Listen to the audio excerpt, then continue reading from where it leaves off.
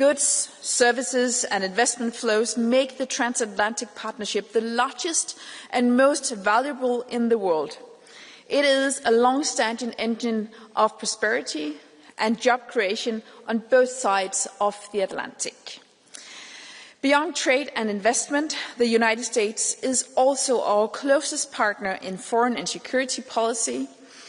This deep strategic relationship gives us a shared interest in protecting and strengthening our cooperation in the face of global challenges. Millions of jobs, as well as our collective geopolitical and economic resilience, depend on this relationship. In such a context, we strongly regret the recent increase of EU-US tariffs imposed on a wide range of EU goods. We consider these measures to be unjustified and arbitrary. Such tariffs are not only damaging to transatlantic prosperity, but also undermine global economic stability. We understand that the US seeks to strengthen the resilience of its domestic industrial base and to enhance its economic security. So do we in Europe. But unilateral and arbitrary tariffs is not the way to achieve these goals. Instead, dialogue and cooperation offer a far better path forward.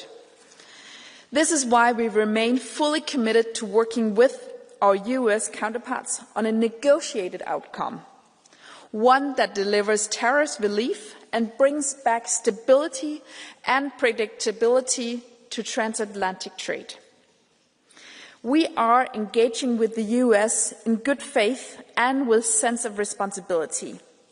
That is why we choose to temporarily suspend our initial package of countermeasures in the response to the unjustified tariffs imposed on our steel and aluminium exports. We do not want to further worsen an already fragile and uncertain global economy. That being said, our patience is not limitless. If no agreement is reached by the stated deadline, the EU is prepared to activate targeted and proportionate countermeasures in defence of its legitimate interest. We are carefully assessing not only the effects of new US tariffs on EU exports, but also monitoring any negative indirect effects, as we simply cannot absorb global overcapacity nor accept dumping on our markets. In these challenging times, we remain firmly committed to the rule-based international order as we continue to believe in an open and predictable global trading system that benefits all partners. In the Council, there is a broad agreement on the importance of deepening our existing partnerships around the world, as well as reaching new deals with other countries. We will invest in trade diversification because we want to ensure our businesses can grow and thrive globally, while of course paying due attention to possible sectoral sensitivities. Last, but certainly not least, it is evident that the single market is more than ever our anchor of stability and resilience. In that sense, the current crisis is a strong reminder of the need to deliver the European competitiveness deal, removing remaining obstacles, boosting productivity, and unleashing the full potential of our integrated market. Thank you. Merci beaucoup, Madame la Ministre. J'ai le plaisir de nouveau à souhaiter la bienvenue au commissaire Šefčovič, à qui je donne la parole. Monsieur le Président, Madame la Ministre, honourable members, it is a pleasure to be here today as we navigate a critical juncture of our relationship with the United States. And thank you for giving me the opportunity to discuss the current state of play of the EU-US negotiations once again in the plenary, while I appreciate our constant engagement on this issue. From the outset, the Commission has been clear, in alignment with this House and our Member States, that our priority is a negotiated solution with the United States, one that brings back stability and confidence in our trade and investment relationship. The United States is and remains our most important trading partner, with impressive trade flows in goods and services amounting to 1.6 trillion per year and a massive investment relationship of more than 5 trillion euros. Following the end of May announcement by the President von der Leyen and US President Trump to fast-track the negotiations have indeed intensified considerably. We have been in relentless contact with our counterparts across the Atlantic, ensuring that our progress is continuous and substantive. Last week we had 4 days of intense negotiations at technical and political level, and I have been in constant contact with my US counterparts. Negotiations continue remotely every single day. The discussions are constructive. We have engaged on key elements such as tariffs, non-tariff barriers, economic security, strategic purchases, mutual investment, etc. We have made good progress on the text of the joint statement or agreement in principle, and I hope we can soon finalise our work. Crucially, while other nations faced increased tariffs from the United States as a result of the letters that President Trump sent out on Monday, our negotiations have spared the EU from facing higher tariffs. An extension until August 1st of the status quo has been announced, giving us additional space to reach a satisfactory conclusion. While this time allows us to continue refining our work, as I said, I hope to reach a satisfactory result, potentially even in the coming days. The agreement in principle we are striving to finalise is not the end, but rather the start of the new beginning. It would provide a framework upon which we can continue to build, defining the exact parameters of the later agreement. In other words, I see it as a foundational framework that paves the way for future fully-fledged EU-US trade agreement. We have approached this task with a laser focus, balancing the demands of the US with our own priorities and ensuring that our regulatory autonomy remains intact. But let me be clear, while we remain committed to achieving a satisfactory deal, we need to acknowledge a certain degree of rebalancing will remain. This comes from differing perspectives and starting points. The US sees the trading relationship with the EU as unbalanced due to the US deficit on goods. Surely our perceptions and viewpoints differ, but we remain committed to our goal, which is to restore predictability, providing businesses, workers and consumers the relief they seek and deserve against unwanted and damaging escalation. In protecting the integrity of our regulatory framework, we have drawn our red lines firmly. Our legislation and regulatory framework remains non-negotiable, and the Commission will continue to protect the EU's regulatory autonomy. I can assure you, honourable members, that nothing in our potential joint statements affects the autonomy I was just referring to. At the same time, we continue preparing for any eventuality. Yet our objective and priority remains, as I said, to secure a negotiated solution, recent the relationship with the US on a positive and more predictable path, and move ahead both with the US and our other trading partners.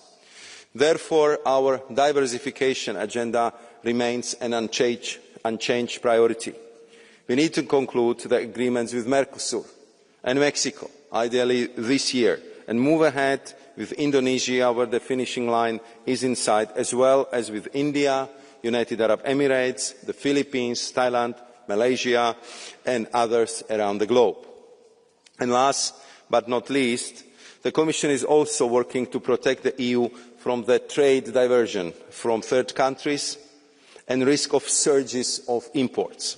The Commission has set up a dedicated import surveillance task force for this purpose. The Commission stands ready, if necessary, to use all the available tools in our trade defence instrument toolbox in a rapid manner to protect the EU single market, EU producers and EU consumers. In this whole process, the EU unity remains absolutely crucial, and therefore we count on your support to ensure this, and the Commission is fully committed to keeping the European Parliament informed. Merci beaucoup, Monsieur le Président. Merci beaucoup, Monsieur le Commissaire. Nous ouvrons la discussion et pour commencer le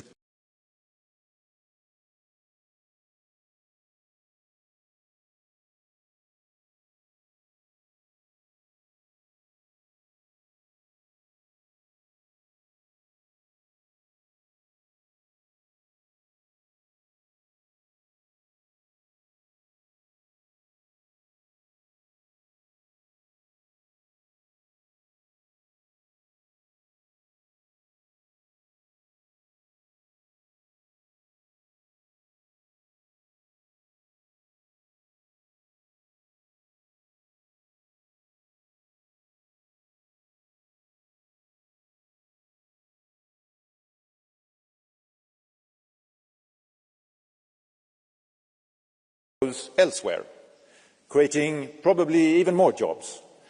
And I'd like to speak particularly on the WTO rules and the compatibility with the potential deals on the WTO rules, because the rest of the world, the 80% of the market, they rely on the WTO rules. And I fear, I'm not sure, but I'd like to make sure that the Commission is certified that if we make a deal with the United States that it doesn't break any rules in the WTO, because then we might solve one problem but we create others. And I think that is of most important part right now, because the world is, when it comes to trade, is not really predictable at the moment. And I think even if we do a deal with the US, it will probably not be predictable for quite some time. And therefore, the world trading system, the multilateral rules-based trading system, that is the predictability we have. And we, as the Europeans, we have to defend it. But I also agree, of course, meantime, since there is a lot of unpredictability, we also have to diversify. So ratifying the Mercosur agreement, the Mexico agreement, negotiating India and Indonesia is also important.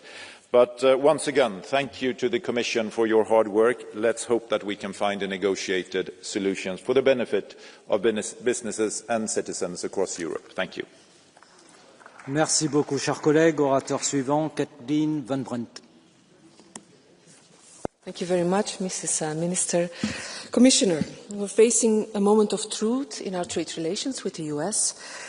Yes, we've shown patience and we have engaged, negotiated in good faith, as you mentioned.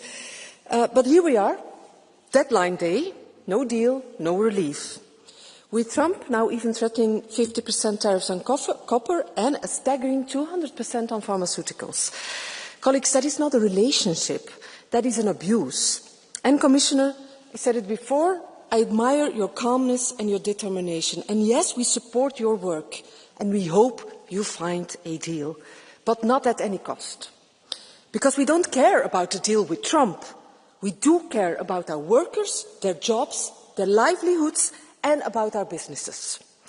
So, Commissioner, our group has three messages for you today. One, it's time to set a clear deadline, and with retaliation, if necessary, not only on goods, but also on services. Two, that's more domestic and not always in your competences, but protect workers and business in Europe. Thousands of jobs are at risk, and now take immediate action to protect them. And three, don't let Trump play divide and conquer. Not with Europe, not with the world. And so it's time to team up with countries like Canada, UK, Japan, Australia, and establish a real trade coalition of the willing. It's time for Europe to strengthen up, to lead. Please, Commissioner, don't let the bully win. Push back. Thank you. Merci beaucoup, chers collègues. Et Nico Gyori, pour les Patriotes. Ez a parlament megint az időzítés bajnoka. Szalad előre, miközben a tárgyalásnál nincs szerepe. Itt többen farkast kiáltanak, amivel tovább ronthatják az Unió amúgy is igen gyenge tárgyalási pozícióját. Igen, ki kell mondani, tisztelt képviselőtársaim, gyengék vagyunk. A bizottság mindenben gyengítette az EU-t a globális szintéren. Versenyképességben, tárgyalási pozícióban, kapcsolatrendszerben. Több az ellenségünk és a vetélytársunk, mint korábban bármikor. Ráadásul Brüsszel nehezen nyelte le, hogy szabad akaratukból kit választottak elnöknek a tengeren túlon. Súlyos stratégiai hiba volt letenni a voksot a demokrata jelölt mellett, ennek a hatását máig szenvedjük. Az USA pedig az erő pozíciójából tárgyal, hát így nem egyszerű a dolgunk. A bizottságtól elvárjuk, hogy védje meg az unió érdekeit, de legyen nyitott az innovatív megoldásokra. Üzletemberrel, üzletember módjára kell tárgyalni, tegye érdekeltté az USA-t a velünk való megállapodásban. A ház baloldala retorziót akar, biztos vagyok abban, hogy abból rengeteg munkahely fog születni. Az is elgondolkodtató, hogy Trump előbb kötött megállapodást jó pár országgal, beleértve Kínát, az örök riválist, mint velünk, a történelmi szövetségessel. Ez is annak a jele, hogy valamit nagyon rosszul csinálunk. A belső házi feladat az új uniós gazdaságpolitika kidolgozása, nem a zöld megállapodás toldozása, foltozása. Csak így leszünk versenyképesek. A külső pedig, hogy a konnektivitás jegyében építsük újra a partnerségeket. És azt nézzük, hogy mi a jó az európai cégeknek. Az pedig illúzió, hogy Ázsiával, Kína kihagyásával egy alternatív WTO-t hozzunk létre. Ennek pont annyi haszna lenne, mint az Oroszország elleni szankcióknak. Se az USA-ról, se Kínáról nem mondhatunk le partnerként, egyikük sem pótolható. Álljunk két lábbal a földön, a piac végre kiszámíthatóságot akar, a bizottság nőjön fel a feladatához. Köszönöm. Merci. Pour le groupe ECR, Richard Kols. Dear colleagues, the ECR group stands for strong transatlantic ties and maximum free trade with our closest ally, United States. Yet what do we see? Endless reports from the Commission, but too little real diplomacy. Apart from Commissioner Šefčovič, leadership has been passive. Where is the President of the Commission, the Council, or this House? Some say the doors are closed. Well, look for the windows. Words won't resolve the tariff war, presence will.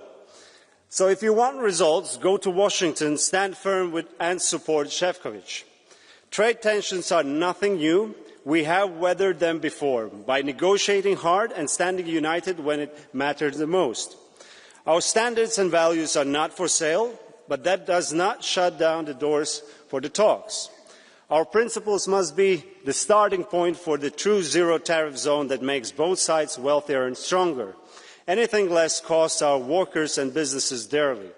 We must stop sending the wrong signals. When talks get tough, turning to China, a systematic rival, is not an option. We stand with our democratically ally across the Atlantic. Some here hide their push for division and protectionism behind strategic autonomy. In reality, barriers hurt our own workers and businesses first. This extension to August 1st must not be wasted. We need to match words with real political action and secure an agreement that protects Europe's jobs and competitiveness. The alternative is economic self-harm. Thank you. Merci beaucoup, chers collègues. Pour le groupe Renew, Karine Karlsbro.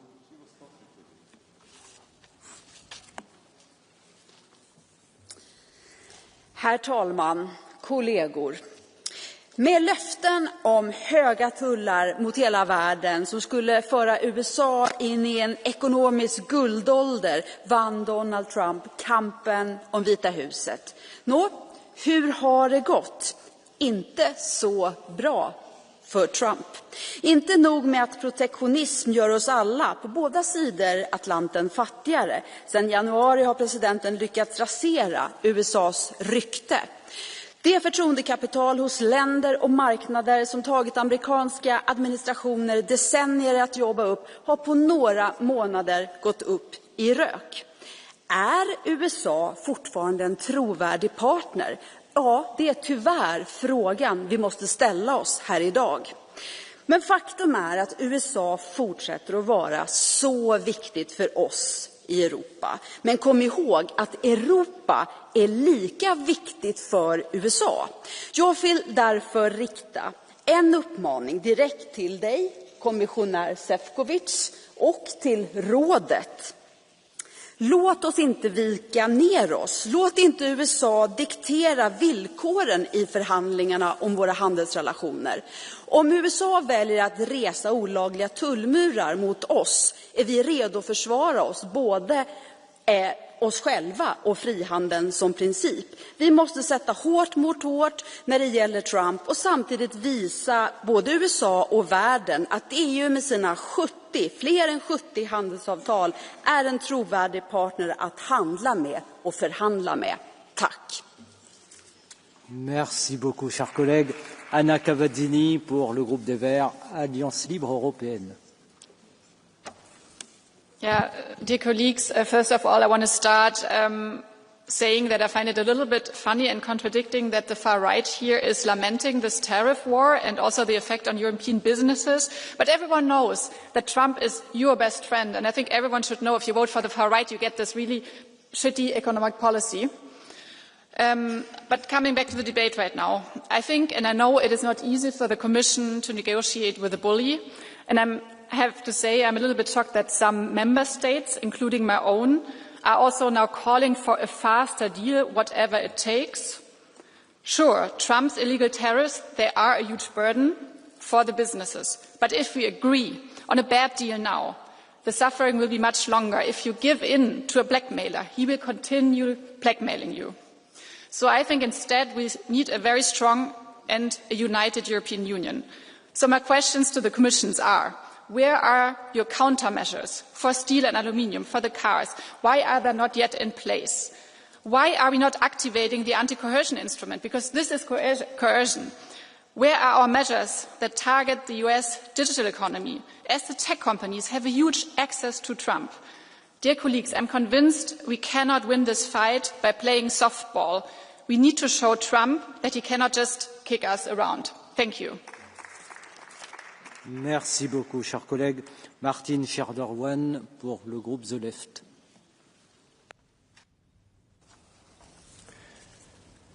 Vielen Dank, Herr Präsident, Herr Kommissar. Vor unseren Augen wandeln sich die Vereinigten Staaten unter Donald Trump in eine autoritäre und korrupte Oligarchie. Trump nutzt die Handelspolitik und dort insbesondere Strafzölle zur Durchsetzung der US-amerikanischen Dominanz und der Interessen seiner Oligarchenkumpels. Das ist der pure Handelsimperialismus.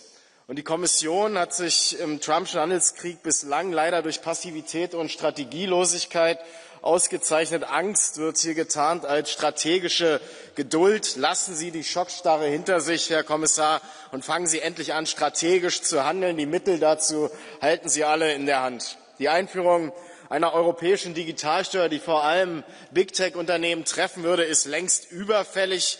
Sie hingegen wiederholen alte Fehler und begeben sich in eine neue Energieabhängigkeit, diesmal nicht von russischem, sondern von US-Fracking-Gas. Das ist nicht smart. Smart ist europäische Energieunabhängigkeit, divers und nachhaltig. Und es ist verantwortungslos, das Geld europäischer Steuerzahler amerikanischen Rüstungsunternehmen in den Rachen zu werfen. Wir brauchen eine internationale, regelbasierte Handelsordnung, die auf fairem Handel basiert und nicht auf Freihandelsabkommen, die nur den großen Konzernen dienen. Naivität in Bezug auf die demokratische Vernunft der Trump-Regierung gefährdet unsere Arbeitsplätze. Kluge Politik heißt, eine europäische Industriepolitik aus einem Guss zu machen, mit massiven Investitionen in unsere Zukunft, die unsere Standorte und Jobs sichern. Vielen Dank. Merci beaucoup, chers collègues. Orateur suivant, Michel Xarba. Good afternoon. EU-US relations must stay strong and close despite the serious challenges we face. And Mr. Commissioner, as a standing rapporteur on the US, I know it's not an easy job, and it's also about managing unpredictability. The NATO summit in The Hague showed our unity and commitment to collective defence. That was the first step. Now it's time to move forward and fix the trade negotiations. This is the final countdown. Despite the short-term complications, the US remains our strategic partner in both security and trade. At the same time, the EU must be clear-eyed and protect its own interest. I deeply regret the tariffs imposed by the US. They have a negative effect on the global economy. They raise prices, increase costs for businesses and disrupt supply chains. But we must not forget, transatlantic trade is a source of prosperity, stability and well-paying jobs on both sides of the Atlantic. That is why I fully support the Commission's strategy to reach mutually beneficial agreement. We have to seek negotiated and constructive solutions. We must remain united and determined. Additionally, the EU must be ready to act accordingly. We need a strong plan for countermeasures and we must be prepared to take further steps if negotiation fails. All options must remain on the table. Thank you very much. Merci beaucoup, cher collègue. Bernd Lange. Dankeschön, Herr Vorsitzender, Frau Ministerin Marosch. Die Zölle sind ungerechtfertigt. Die Ministerin hat es noch einmal gesagt. Und deswegen müssen wir auch in aller Klarheit unsere Vorstellungen formulieren. Und wenn, Herr Marosch, da ein Deal jetzt in der Luft ist, dann müssen die Kriterien klar sein, auch als Parlament, welche wir überhaupt akzeptieren können. Ich glaube, es ist klar, mit einem Deal müssen sofort die Zölle deutlich herunter. Zweitens ist es völlig klar, dass wir eine Standstill-Klausel brauchen, dass nicht übermorgen Herr Trump mit neuen Zöllen oder anderen Maßnahmen um die Ecke kommen kann. Drittens, es ist auch völlig klar, dass europäisches Recht nicht gebeugt werden kann, nicht nur geändert werden kann, sondern auch nicht gebeugt werden kann. Und viertens, wir brauchen ein internationales System, das gestärkt wird und nicht durch einen Deal geschwächt wird, gerade im Interesse der anderen Länder in der WTO. Wenn diese 4 Kriterien nicht eingehalten werden, dann müssen wir auch Gegenmaßnahmen einsetzen. Denn es ist völlig klar, die Rolling Stones haben schon gesungen, you can't get always what you want. Merci beaucoup, cher collègue Séverine Verboek.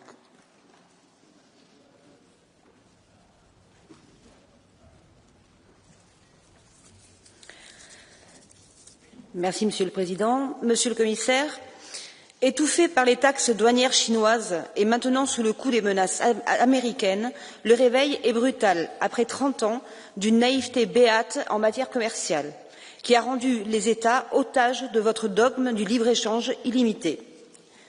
Je prends un exemple, la filière du cognac. C'est un fleuron de l'excellence française. 80 000 emplois locaux, 3 milliards d'euros d'exportation, dont près de la moitié aux seuls États-Unis. Vous le savez, et M. Trump le sait aussi, les spiritueux et plus généralement les produits viticoles français ont été ces dernières années l'objet des menaces de rétorsion américaines. Je vous le dis pour les négociations à venir, elle ne doit en aucun cas être la variable d'ajustement pour sauver les exportations de l'industrie allemande. Quels engagements pouvez-vous nous garantir pour que cette filière d'exception, mais plus généralement l'agriculture et l'économie française, ne soit pas votre monnaie d'échange dans ce bras de fer qui s'annonce très rude? Êtes-vous conscient que si ces négociations étaient mal menées, elles en seraient les premières victimes? À chaque renoncement, à chaque fois que vous vous couchez dans les négociations, vous étranglez un peu plus cette filière qui est en première ligne de la guerre commerciale qui a déjà démarré et dans laquelle l'Europe, malheureusement, reste terriblement passive. Merci. Merci. Je ne vois pas notre collègue Francesco Torselli. Je donne la parole à Svenja Hahn.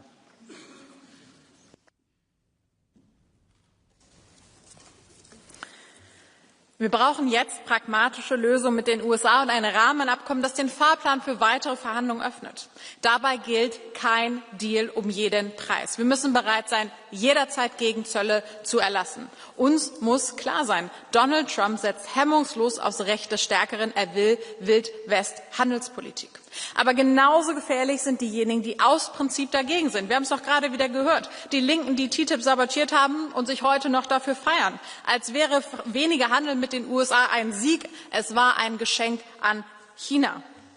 Aber genau das wollen sie doch. Abschottung statt Freiheit, Kommunismus statt Kapitalismus, obwohl es Kapitalismus war, der uns so stark gemacht hat. Wer Handelsabkommen verhindert, sorgt für teurere Produkte, weniger Jobs, weniger Wohlstand und mehr Einfluss für Autokraten.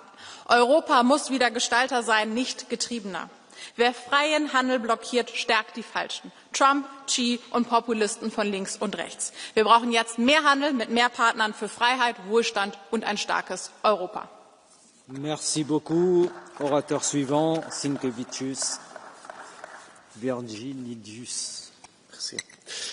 Dear Commissioner, dear colleagues, it's clearly it's not just about the tariffs. It's about what kind of Europe we want to be. Right now, President Trump is simply trying to bully Europe. He says, take this deal or pay the price. And if we don't agree, of course, our exports could face huge tariffs, up to now sounds like 200% on pharmaceuticals, and that, of course, means jobs at risk, economic slowdown. But this is much bigger than just trade. When one leader uses threats and deadlines, it's not about partnership. It's pressure. Trump's approach is clear. Tariffs first, negotiations second, and that's not how we build a future for Europe. We cannot give in. We cannot trade away our values for a quick fix where we don't know even if there is a standstill clause on that. We need a deal that helps people and protects Europe's future. And that means clean industry and not dirty shortcuts. Fair supply chains with strong rights for workers everywhere. And digital rules that protect freedom and privacy. The message to Washington is simple. We seek cooperation and not capitulation. And Europe must show that it can be strong and fair at the same time. So let's show the world what we stand for, that we stand united as one Europe. Merci beaucoup, cher collègue. Lynn Boylan. The EU must not take reactionary measures to what is an extremely volatile presidency that's hell-bent on enriching the billionaires around them, so standing firm is just as important as any countermeasures. The EU needs to hold its nerve. Trump and the US cannot be allowed to dictate laws to the rest of the world. His latest announcements on pharmaceuticals are deeply concerning for workers in Ireland and will only hurt families and workers. It is important not to bow to bullies, and I would call on Ireland to resist the pressure and the baseless accusations that are being levelled at it again from the US administration for upholding international law and enacting the Occupied Territories Bill to ban trade with illegal Israeli settlements. The tariff war should instead be used to reset trade politics that delivers for people, communities and social and environmental progress. And it also hasn't gone unnoticed that the Commission is trying to exploit the crisis to plough ahead with deals that have widespread public opposition, deals like Mercosur or those that contain corporate courts like CETA and have been found to be unconstitutional in Ireland. Merci beaucoup, cher collègue. Luis Lazarus. Mulțumesc, domnule președinte, stimați colegi. Poate că avem o problemă greșită de abordare și poate că, știu eu, Comisia Europeană confundă negocierile cu Statele Unite și cu președintele Trump cu negocierile pe care le are de obicei cu vreo țară din Uniunea Europeană. Și la ce mă refer? Președintele Trump a venit la conducerea Statelor Unite și a găsit Statele Unite cu o datorie de 37 de trilioane și nu s-a gândit o secundă să pună biruri noi pe populația americană. În timp ce, de pildă, în România, țara de unde provin eu, deși președintele care a preluat conducerea României a promis că nu mărește, de pildă, TVA-ul, acum exact asta face. Deci trebuie să fim puțin atenți la nuanțe. Dacă își imaginează Comisia Europeană că a negocia cu Trump și a spune despre represalii și despre pachete de contramăsuri o să-l facă pe Trump să fie mai maleabil, se înșeală amarnic. Nu acesta este tiparul de negociere. Reconveniți asupra unor aspecte importante și încercați să ajungeți la un acord comun. Altfel, îmi pare rău. Merci beaucoup, Zeliana Zovko. Merci, Monsieur President. Dear Commissioner, we are here to talk about EU-US trade. The negotiations with the US are taking shape, and the positive framework agreement by the deadline set by our transatlantic partners is expected from you, dear Commissioner. Although we are diversifying our trade with our like-minded partners, we must not forget that a deal with the US would bring certainty for our businesses, which are losing employment and trade opportunities every day while caught in this vacuum. We were approached by the US that while they were providing us security, we engaged in business. Today's geopolitical uncertainty led us to commit difficult decisions and invest in our own security and strengthening the EU pillar of NATO. Of course, we must extend our hand to all democracy around the world, seeking closer ties with our single market and aiming to diversify and standing as an alternative to autocratic regimes that do not offer the same level playing field in trade as we do. We support you, dear Commissioner, in your negotiations and your efforts in preventive trade diplomacy to avoid any further tensions between us, because 16 million jobs on both sides of the Atlantic cannot afford to suffer any longer.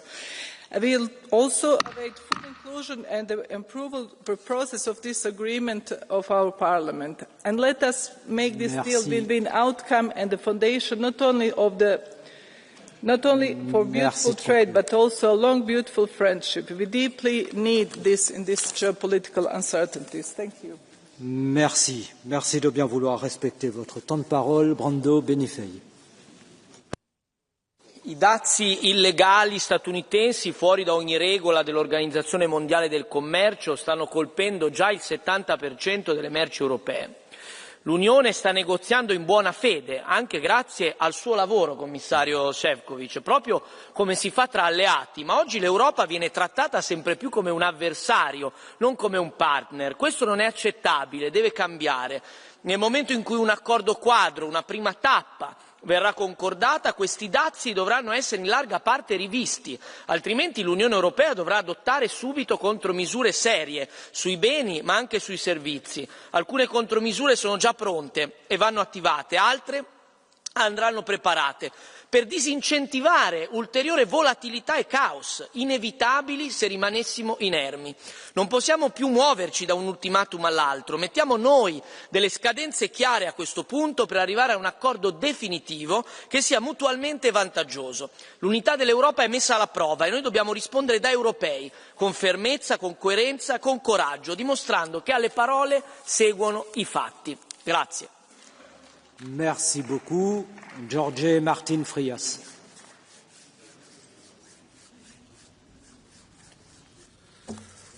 Señorías, la Comisión ha desperdiciado un tiempo precioso para alcanzar un acuerdo beneficioso para Europa. Pero no solo eso, ha entorpecido activamente las negociaciones. En primer lugar, se malgastaron meses en una dramatización innecesaria promovida por la propia Comisión, movida más por prejuicios ideológicos y por la histeria anti-Trump que por el interés general. Se dedicó tiempo a alarmar a los europeos sobre unas tarifas negativas para todos, mientras se mantienen intactos los auténticos aranceles que empobrecen a los continentes europeos, el Pacto Verde, la Agenda 2030 y otras tantas imposiciones burocráticas. En segundo lugar, no es inteligente insultar a alguien con quien se quiere alcanzar un acuerdo. En este sentido, es oportuno recordar las palabras de un vicepresidente de este Parlamento, del Partido Popular Español, que se refirió al presidente Trump como el ogro naranja y el macho alfa de una manada, o las recientes declaraciones de una presidenta de la Comisión de INCO que se ha referido como matón al presidente de una nación democrática. ¿De verdad creen que así se construye una relación sólida con nuestro principal socio estratégico? Tampoco ayuda que el Parlamento, fruto de la coalición de populares y socialistas, se negara a condenar el intento de asesinato contra un candidato presidencial que hoy ha sido elegido democráticamente con una mayoría que muchos mandatarios europeos desearían para sí. ¿Qué es lo que hay que hacer entonces? Negociar, negociar y negociar. Y dejar atrás, de una vez por todas, el antitrampismo visceral que ha contaminado la política exterior. Porque nadie quiere esos aranceles.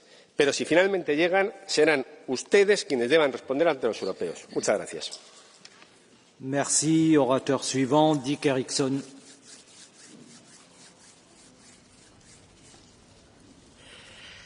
Vi måste höja blicken och se sammanhanget som vi befinner oss i.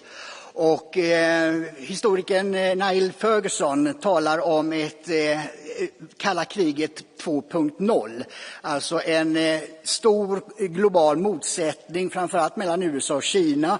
Och det handlar då om teknologi, om naturresurser och territorier. Och i detta är också då handeln och tullarna ett bråk som har uppstått i detta. Vi är mera en åskådare när det gäller den delen. Och jag tycker att vår uppgift är att se till att vi får så låga tullar som möjligt och åt båda hållen. Europa har ju haft högre tullar mot USA på vissa områden än vad USA har haft mot Europa. Så att vi ska inte vara så överlägsna i att vi skulle vara för frihandel mer än USA. Det gäller att hitta den gemensamma nämnaren och välja om vi står på västvärldens sida eller om vi står på Kinas sida. Tack. Merci beaucoup. Orateur suivant, Dan Barna. Thank you, Chair. As we face challenging trade talks with our American partners, we must not forget the vital importance of our transatlantic bond. For over 70 years, the partnership between Europe and the United States have been the foundation for global prosperity and security.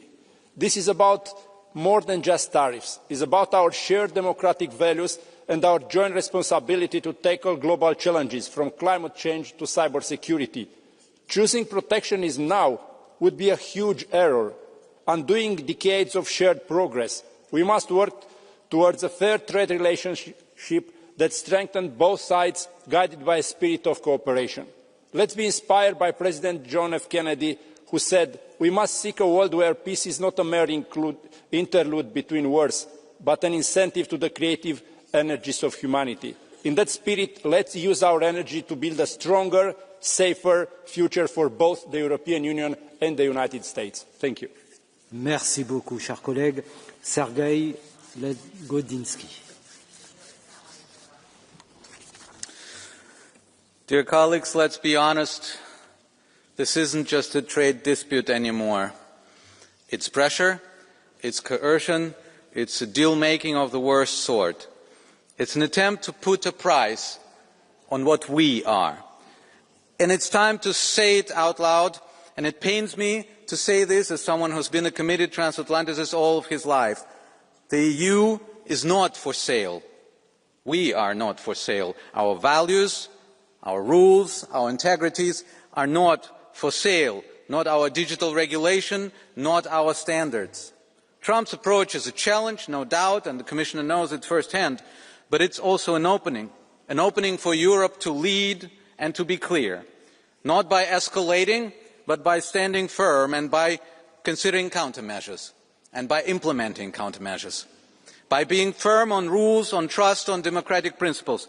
Now it's time to build alliances, new alliances, with US states, with cities, with civil societies, with people who walk on the street against Trump, and with global partners as an alternative to the US. Merci beaucoup, cher collègue. Marina Mesure. Merci, Monsieur le Président. L'ultimatum de Donald Trump devait arriver à échéance aujourd'hui. Nous avons gagné un léger sursis, mais les termes du chantage n'ont pas changé. Si nous ne cédons pas à ces demandes sur le numérique, la fiscalité, le commerce, il étouffera notre économie. Il nous menace car il sait pouvoir le faire puisqu'il y a une certaine servilité de nos dirigeants européens depuis des décennies envers le prétendu allié américain, une servilité qui nous conduit à une dépendance extrême à leur marché et à leurs produits. Cette dépendance tue dans l'œuf toute velléité de faire émerger des acteurs nationaux, régionaux, essentiels à notre souveraineté. Nous sommes vulnérables, comme beaucoup d'autres pays qui ont vu leur économie déstabilisée par des sanctions américaines et des changements de leur politique douanière. Trump ne négocie pas, il a servi. Et nous ne sommes pas ses partenaires, mais ses vassaux. Alors, dans ce contexte, il est temps de faire pour nous un choix crucial, celui d'un véritable protectionnisme solidaire, capable de réduire notre dépendance. Commençons par un Buy European Act pour ne plus avoir besoin du marché américain pour créer des emplois. Taxons la rente sur la propriété intellectuelle. Nous en avons les moyens, il ne manque que la volonté politique d'y parvenir. Il est donc temps de faire le choix d'être insoumis à Washington. Merci. Merci beaucoup, chers collègues. Kateřina Konečná. Děkuji, pane komisaři, kolegyně a kolegové. Dle dosavadních zpráv se zdá, že obchodní dohoda se Spojenými státy není na obzoru, i když si zrovna americký prezident pochvaloval, jak hezky se k němu Ursula von der Leyenová a lidé z komise chovají. Pro mne není překvapením, že se komise chová hezky k americkému prezidentovi. Pro mě je hlavní, aby se Evropská komise začala chovat hezky k evropským občanům. Přijmout 10% cla na všechny výrobky je 5% navýšení průměrných cel a náš průmysl i občané na to prostě doplatí. Chápu, že ne ve všem můžeme změnit názor americké administrativy a že dohoda, kterou budeme muset přijmout, nebude ideálním řešením, ale za vybírání obchodních partnerů zodpovědní jsme. Snažme se tedy o co nejlepší dohodu se Spojenými státy, ale zároveň hledejme partnery jinde po světě, bez keců a vměšování se do jejich vnitřních záležitostí. Je totiž lepší mít několik skutečných partnerů, než jednoho pánička, pro kterého jsme fackovacím panákem a ke kterému se musíme chovat hezky. Děkuji. Merci beaucoup, cher collègue. Daniel Caspary.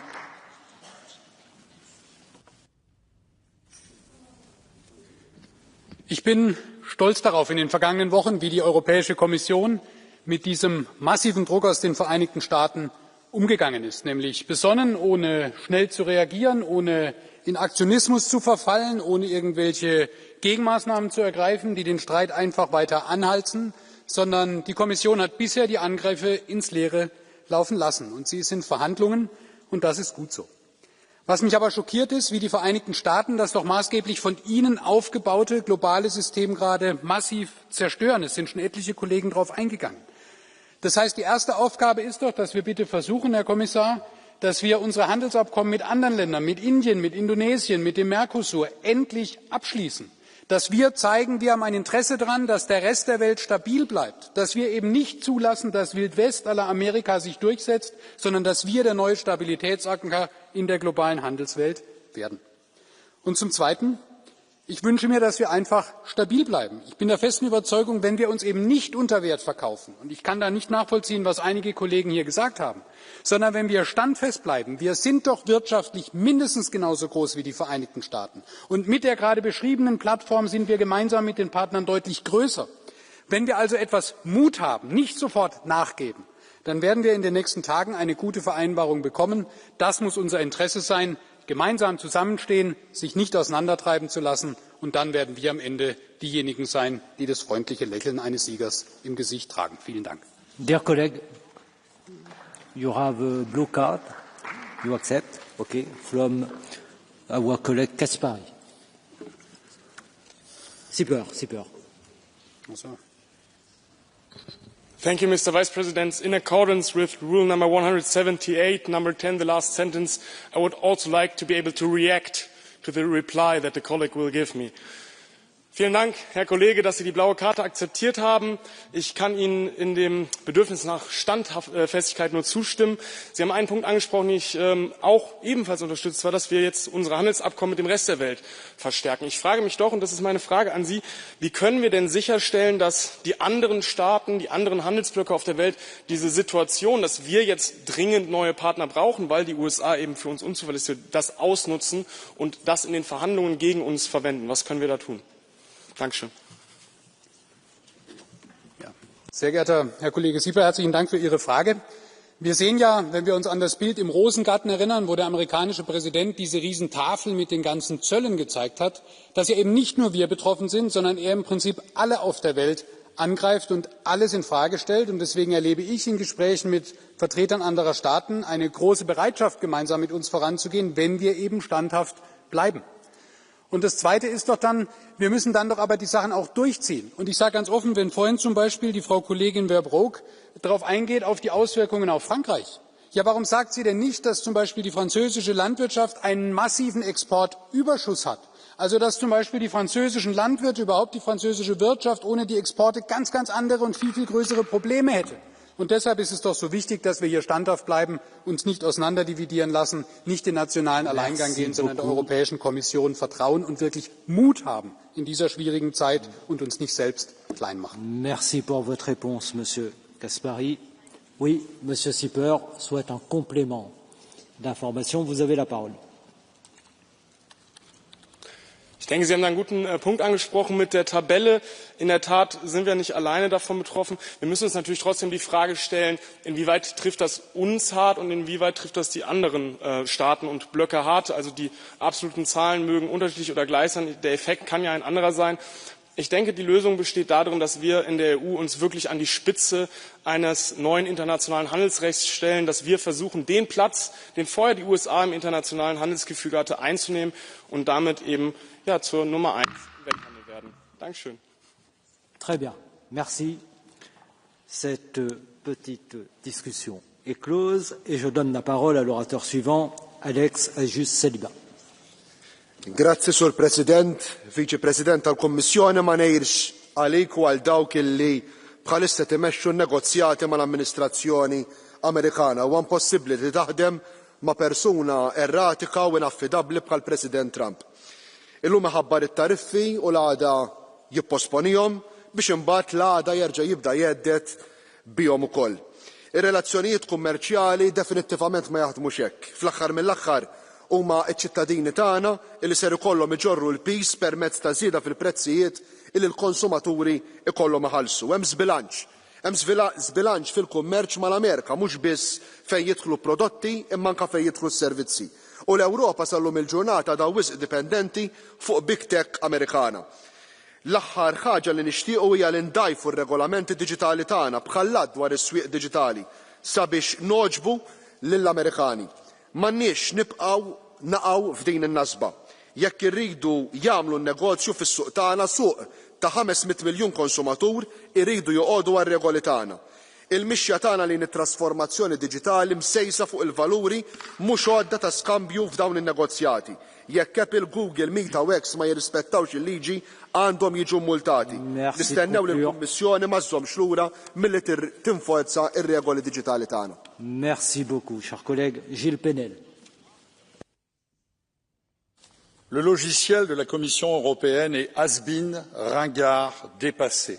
Accroché au dogme du libre-échange et de l'ouverture des frontières, l'Union européenne ne voit pas que le monde a changé. Les grandes puissances comme la Chine, les États-Unis ont mis fin à la mondialisation libérale et protègent leur économie. Pendant ce temps-là, la Commission négocie des traités de libre-échange avec l'Ukraine, le Mercosur, qui vont tuer notre agriculture. Tout ceci s'ajoutant, bien évidemment, aux traités de libre-échange avec le Maroc, la Nouvelle-Zélande, l'Afrique du Sud. Vendre des voitures allemandes semble être le seul objectif de l'Union européenne, qui a sacrifié les vins et spiritueux français. Madame von der Leyen est disqualifiée pour mener le bras de fer avec les États-Unis et protéger notre économie. Il faut écrire une nouvelle page de l'histoire européenne sans Madame von der Leyen. Merci. Adrian George Axigna. Salut intenția Comisiei Europene de a ajunge la un acord cât mai rapid cu Statele Unite ale Americii privind tarifele comerciale, în ciuda amânării deadline-ului pentru august.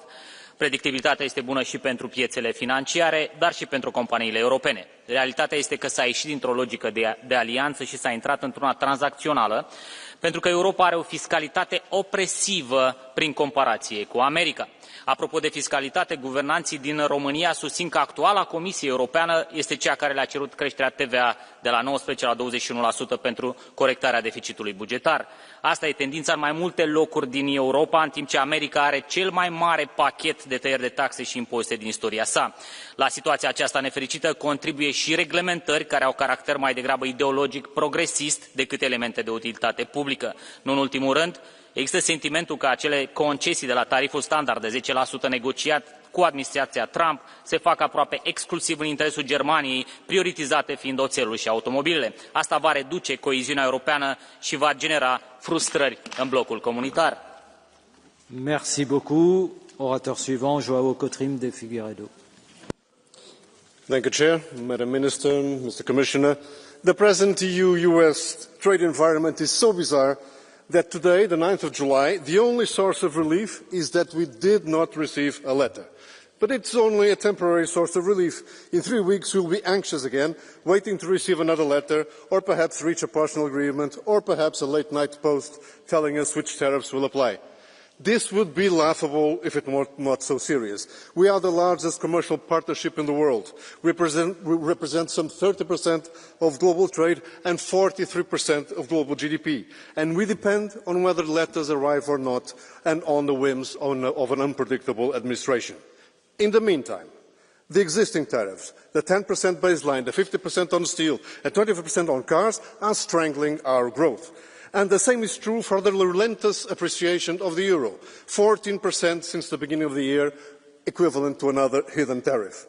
Now we have a political agreement, we need to move to sectorial agreements. Speed is important, but we will not be able to close all files by the 1st of August, so let's be smart and not start with those, like aircraft parts and medical equipment, in which the EU has some leverage. In time, a deal is possible as well as urgent. Also urgent is closing other free trade deals around the world and making them come in force much, much faster. The benefits of free trade for our citizens cannot, so to speak, be lost in translation. Merci beaucoup. Vous avez une demande de carton bleu de Monsieur Gonçalves. Vous acceptez? Très bien. Sr. Deputado Coutinho de Figueiredo, creio que concordamos nos pontos essenciais. Que a União Europeia deve negociar com os Estados Unidos, que a nossa relação deve ser positiva, mas que esta relação não pode ser obtida a qualquer custo. E é por isso que, permita-me, gostava de o questionar sobre a sua posição sobre a tributação das grandes tecnológicas que hoje operam na União Europeia. Sabemos que estas corporações pagam taxas e impostos muito inferiores às nossas pequenas e médias empresas. Impostos esses que são essenciais para financiar mais despesa, como defendemos em segurança e evitando impostos sobre os cidadãos. Sr. Deputado, os liberais estão do lado da bomba orçamental de Trump ou do lado dos consumidores europeus? Muito obrigado. Muito obrigado pela pergunta, Sr. Deputado. Não há uma relação direta entre as tarifas de Trump e o regime de tributação internacional. O que eu sei é que muitas dessas taxas efetivas baixas de IRC que o Sr. Deputado refere não são ilegais, são utilização do atual regime fiscal que existe por toda a Europa. O que o Sr. Deputado está a perguntar é se deve existir uma forma de, sendo difícil determinar a matéria coletável pelo Estado-membro, se há uma forma de detectar e de coletar IRC a nível da União Europeia. E se essa é a pergunta, a nossa resposta, e qualquer liberal, é sim. As responsabilidades fiscais são para cumprir como quaisquer outras. Merci beaucoup. Oratrice suivante, Catarina Vieira.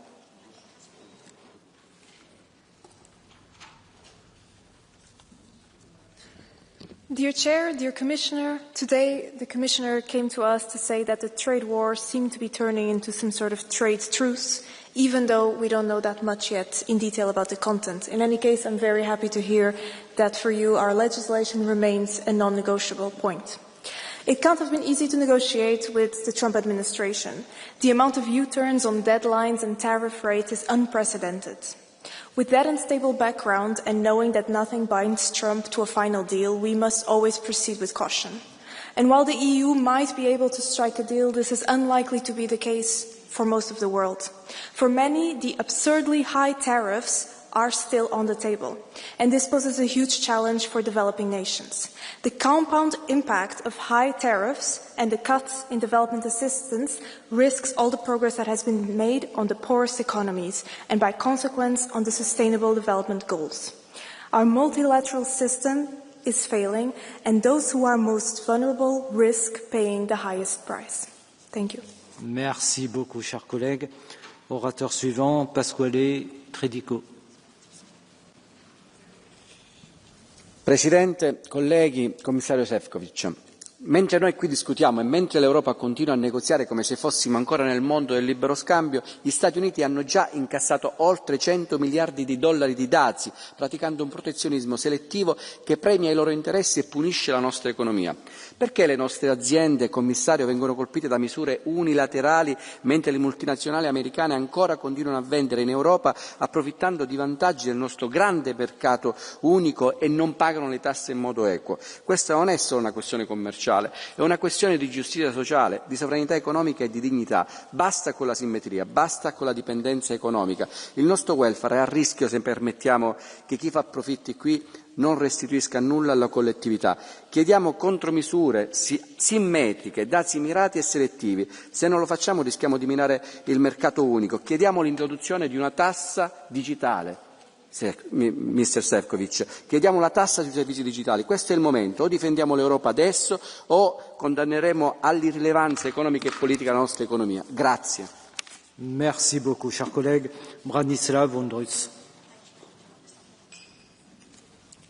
Vážený pán komisár, kolegyne a kolegovia, Trumpovú obchodnú vojnu podporujú bežní Američania, pretože medzinárodný obchod neprináša spravodlivé zisky pracujúcim ľuďom a ich rodinám ani u nás v Európe. Preto popri vyjednávaniach musíme začať systematicky podporovať výrobu i spotrebu u nás doma. Ak EÚ predstavuje najbohatší trh na svete, musia z toho profitovať naši producenti a naši pracujúci a ich rodiny, naši seniori a zdravotne znevýhodnení. Musíme podporiť kupovanie našich výrobkov a služieb propagáciou, výchovou zákazníkov či pravidlami verejného obstarávania. Ale každé jedno takto minuté euro musí byť povinne spojené so sociálnymi a environmentálnymi požiadavkami. Nesmieme prispievať k väčším korporátnym ziskom, ale k lepším pracovným podmienkam, k vyšším platom pracujúcich, k väčším daňovým príjmom od bohatých firiem a k účinnejšej ochrane nášho životného prostredia. Stačí, aby tento parlament a vlády členských krajín zmenili pravidlá tak, aby ekonomika prinášala úžitok ľuďom a nielen korporáciám. Dá sa to, ale treba aj konať, nielen o tom rozprávať. Ďakujem pekne. Merci beaucoup, cher collègue. Juan Ignacio Zoido Álvarez. Estimado comisario, nos quedan 3 semanas para alcanzar un acuerdo arancelario con Estados Unidos, pero no debemos aceptar una negociación de sálvese quien pueda, en la que tratemos de salvar algunos sectores mientras otros resultan castigados injustamente. Y menos cuando se trata de sectores sensibles, como el agrícola, especialmente con productos como el aceite de oliva o el vino, tan dependientes del mercado estadounidense. Y debo confesar que me preocupan en gran medida los productos españoles, productos que están en el punto de mira desde que el señor Trump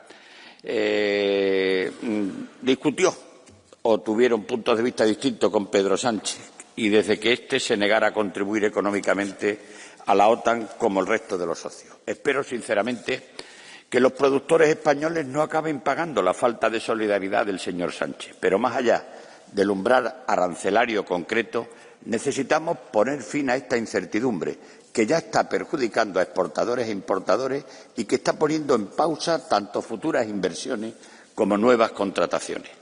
Tenemos que garantizar que el acuerdo sea sólido y duradero en el tiempo, de modo que no se vuelvan a exigir nuevas concesiones desde la Casa Blanca, ni amenazar con nuevos aranceles en cuestión de meses. Necesitamos, por tanto, una solución definitiva. Necesitamos recuperar la estabilidad para los productores de ambos lados del Atlántico, pero, sobre todo, necesitamos recuperar la confianza en el comercio como fuente de prosperidad compartida. Muchas gracias. Merci beaucoup. Orateur suivant, Javier Moreno Sánchez. Merci, Monsieur le Président. Querida ministra, querido comisario, tiene que seguir negociando con firmeza hasta el final. Somos el mayor bloque comercial y el mayor mercado interior del mundo. Con Estados Unidos compartimos valores y una larga trayectoria de cooperación. Pero cooperación no significa sumisión. Por eso debemos tener preparadas contramedidas firmes y creíbles. Si fracasan las negociaciones, también tenemos que proteger a los ciudadanos y a los sectores afectados, como ya ha previsto el Gobierno de Pedro Sánchez. Estados Unidos tiene que respetar la soberanía de la regulación europea, la más avanzada en los ámbitos sociales, medioambientales, digitales y sanitarios. Por otra parte, seguimos defendiendo el multilateralismo y la legalidad internacional, frente a la ley del más fuerte. El acuerdo que alcancemos con Estados Unidos tiene que ser compatible con las normas de la OMC, que también ha sido creada para defender a los países más vulnerables. Por último, Estados Unidos es un socio comercial y estratégico, pero no es el único. Tenemos que desarrollar nuestra red comercial con otros socios fiables, como puede ser Canadá, Mercosur, India, México, Japón o Reino Unido. Y solo para darle ánimos, 2 segundos. Tiene una tarea muy complicada, pues estamos con usted y adelante porque vamos a sacar este acuerdo. Merci beaucoup. Oratrice suivante, Silvia Sardone.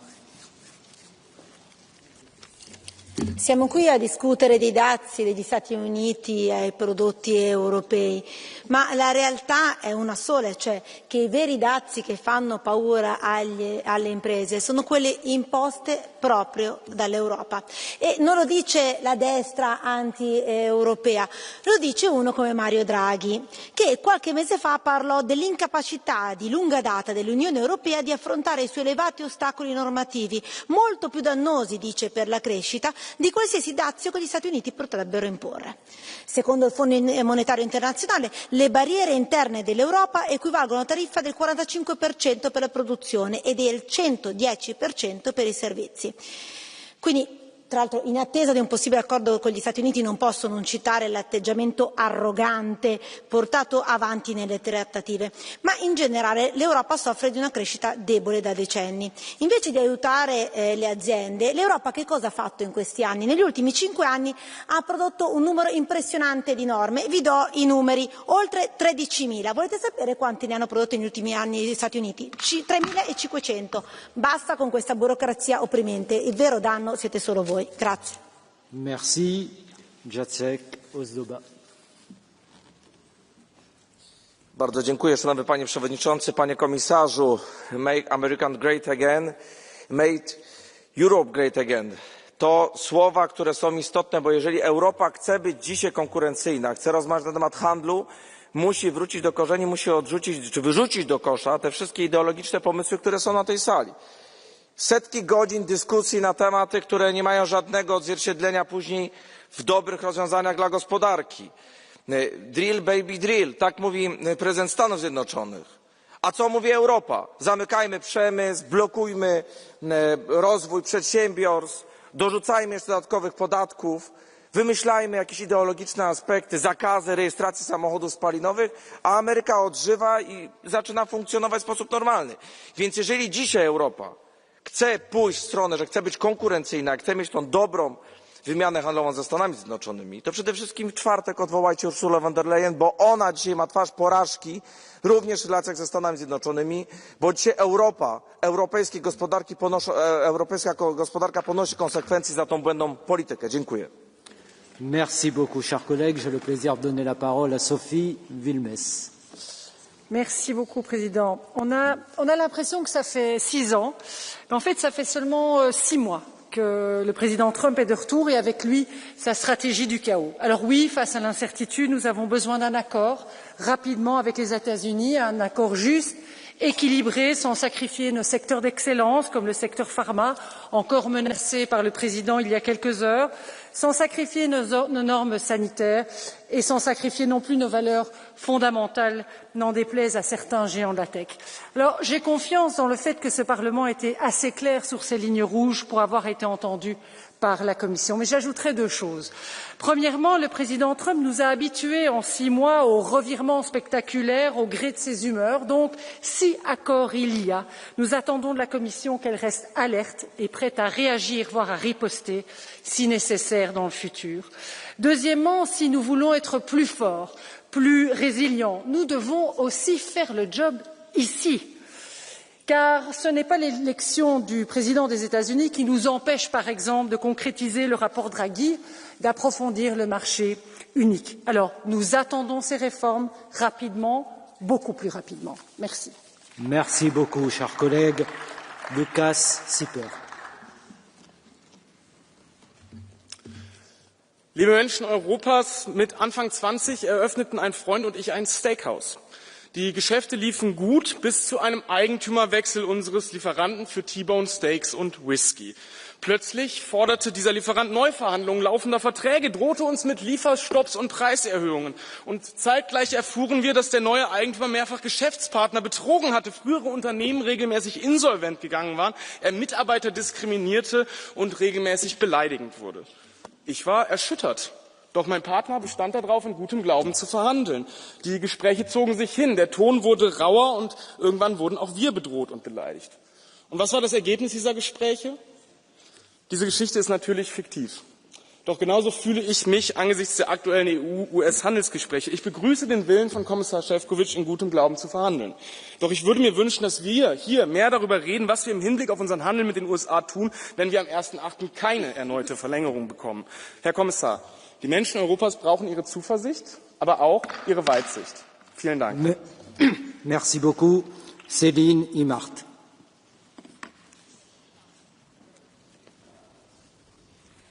Monsieur le Commissaire, chers collègues, le America First est plus qu'un slogan. C'est une arme qui menace, qui taxe et qui fonctionne. Pendant que Trump s'arme d'une hache pour nous faire plier, la Commission affûte son couteau à beurre. Trop gentil, trop faible, trop tard. Quand on négocie face à un bulldozer, il faut être un mur, pas un gruyère. Aujourd'hui, nos produits européens taxés à 10% à minima, ce n'est pas qu'une ligne comptable. Ce sont des agriculteurs qui s'inquiètent pour leur avenir, des familles qui redoutent de tout perdre, des territoires qui retiennent leur souffle. Je préfère que l'Europe soit à la table des négociations plutôt qu'au menu des représailles. Mais ce qui se prépare, c'est un accord au rabais, nécessaire, non suffisant. Nos entreprises n'attendent plus Bruxelles et négocient directement à Washington, et elles ont malheureusement raison. Pour le président américain, un constructeur qui emploie des milliers de personnes pèse beaucoup plus qu'une présidente mal élue et à la gouvernance solitaire. La réalité, c'est qu'il faut préparer le coup d'après, appliquer les recommandations du rapport Draghi, protéger nos secteurs stratégiques et une véritable souveraineté économique. Si l'Europe joue aux échecs contre un joueur qui mange les pièces, tâchons d'avoir toujours un jeu de rechange. Merci. Merci beaucoup. Je serai beaucoup plus ferme à présent pour le respect du temps de parole. Céline Imart.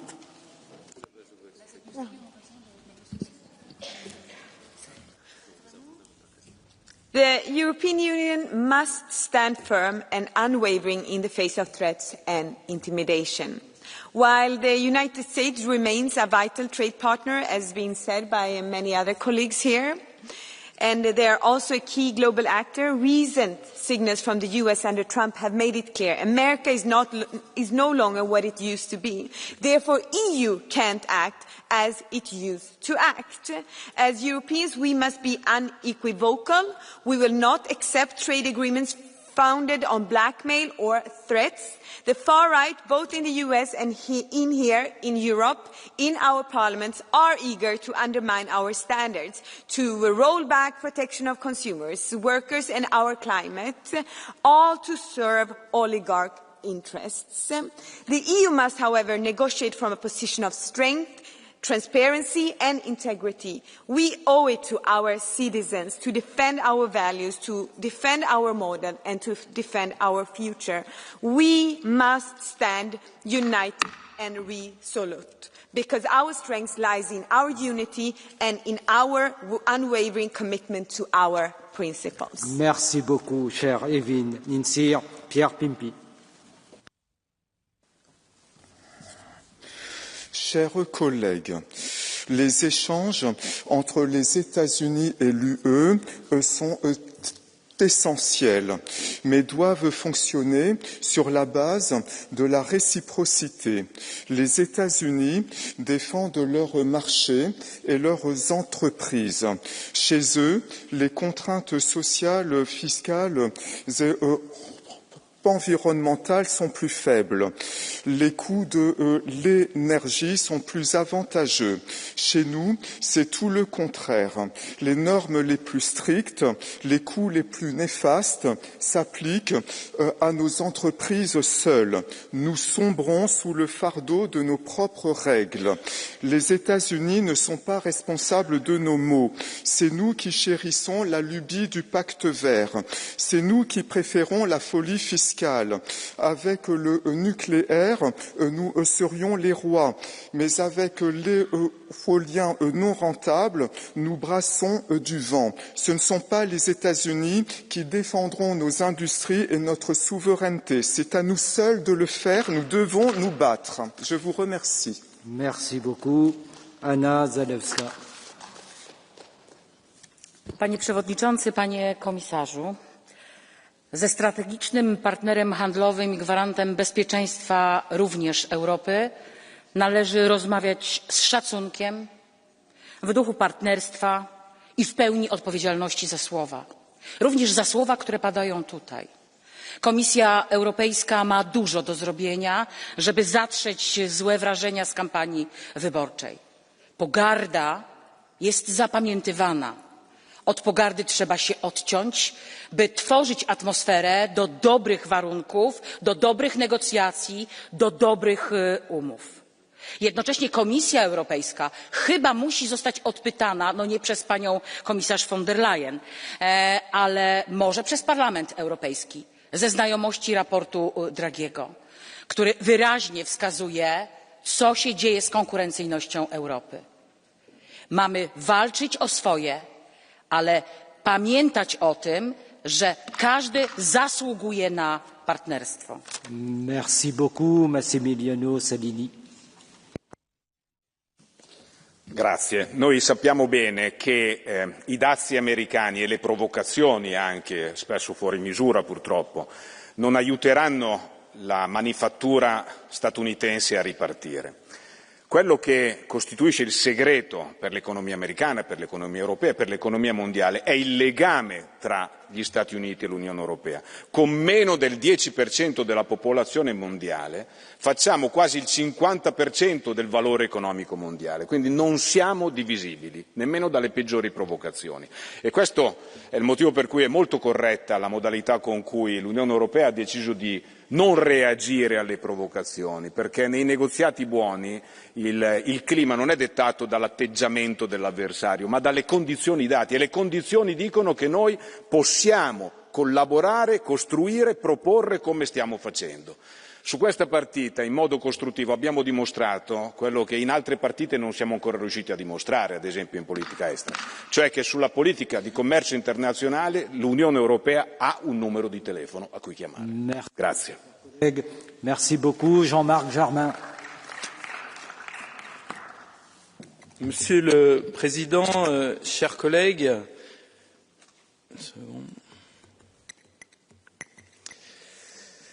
il est toujours utile de discuter, Monsieur le Commissaire, mais maintenant le temps est venu des décisions.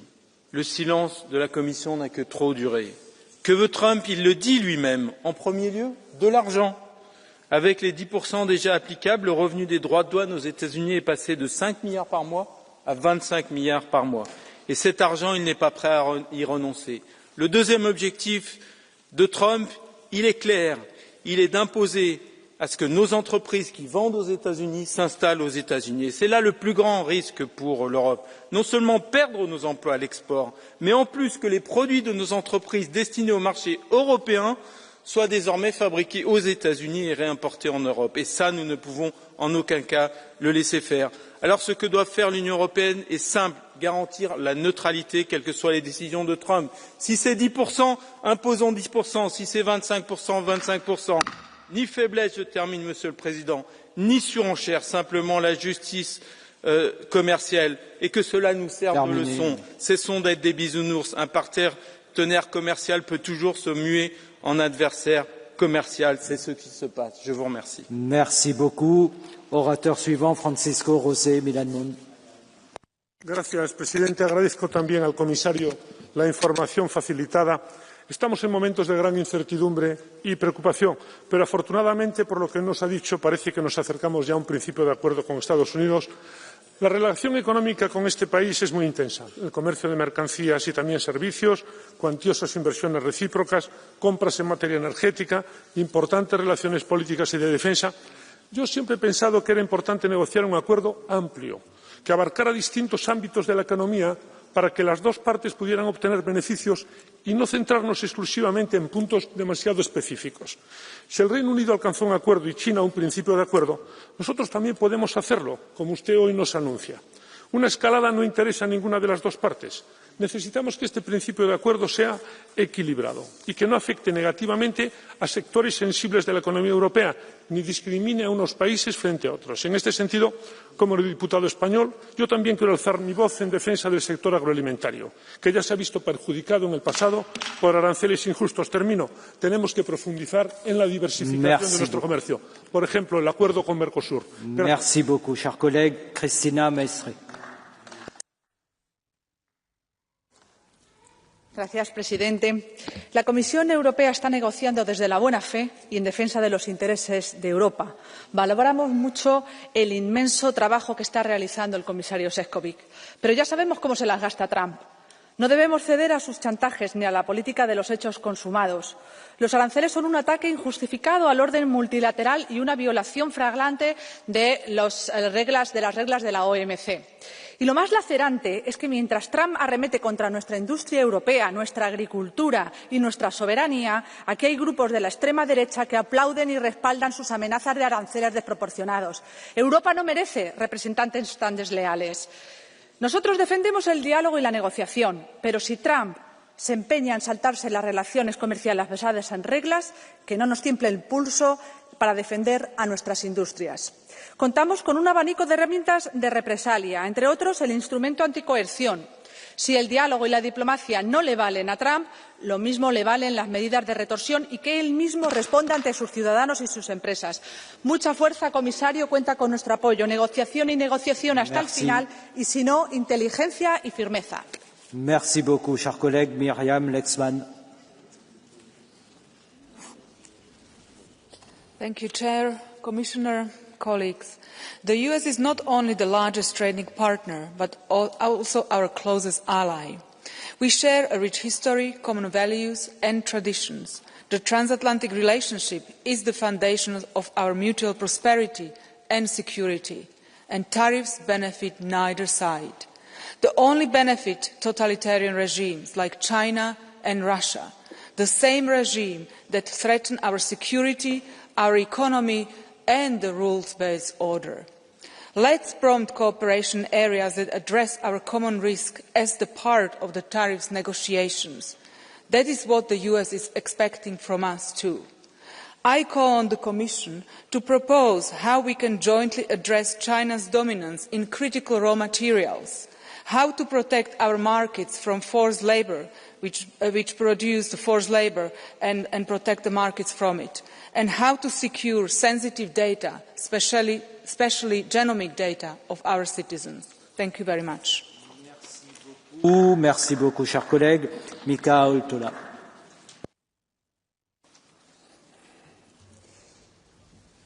Mr.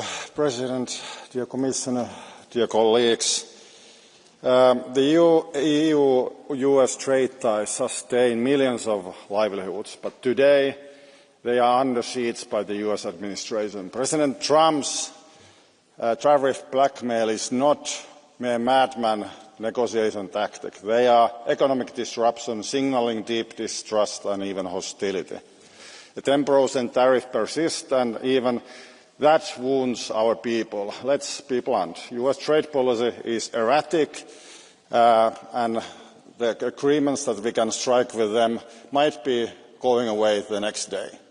So can we actually trust, or should we diversify?